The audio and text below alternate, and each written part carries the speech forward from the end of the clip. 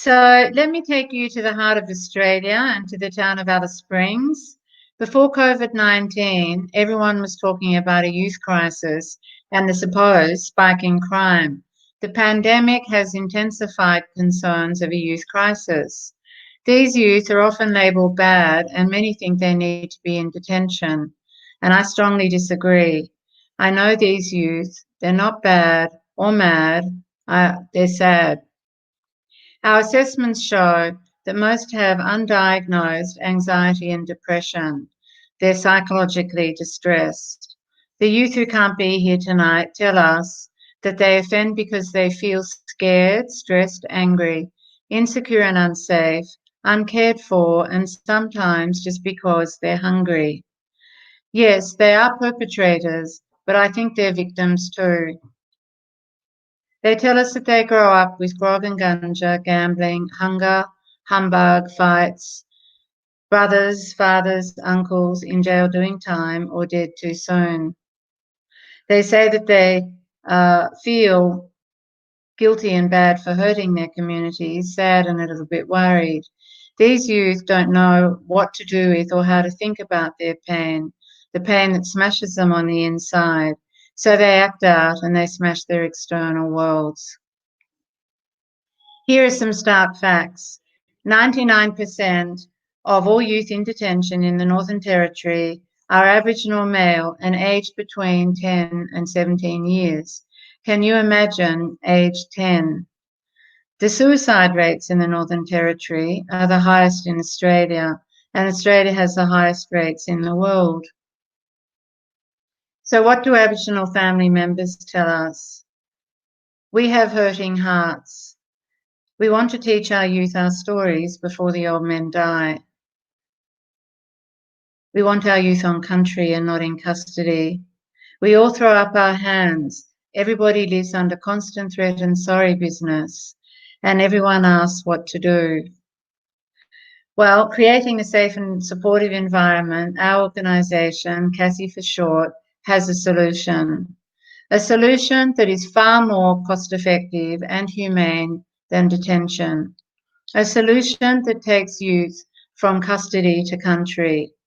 A solution that recognises and addresses their trauma. We are the only organisation that offers a dual cultural and therapeutic program. CASSE's current program, and the reason that we're here tonight, is called Shields for Living, Tools for Life. Here, we take high-risk youth in the justice system on country with their family members and elders. And while COVID-19 has thrown us some challenges, the Northern Territory government still allows gatherings of up to 10 people, and with our creative adaptiveness, we've been able to carry on.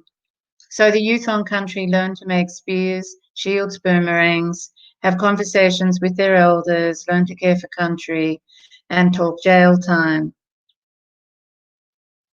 They use old tools to make new tools for living, and so far Shields for Living Tools for Life has been able to help 35 youth to create new futures. And why country? Because country is about direct ancestral connections. And why make traditional tools? Well, Martin Jugadai, a traditional healer, a Ngangkari, tells us, if we don't have Chilera, we have nothing, we are nothing. We have no culture, no language. If we make Chilera, it's special. It makes us feel strong and proud to make it. It is the spirit of the grandfather inside you. I know how meaningful our programs are for the youth.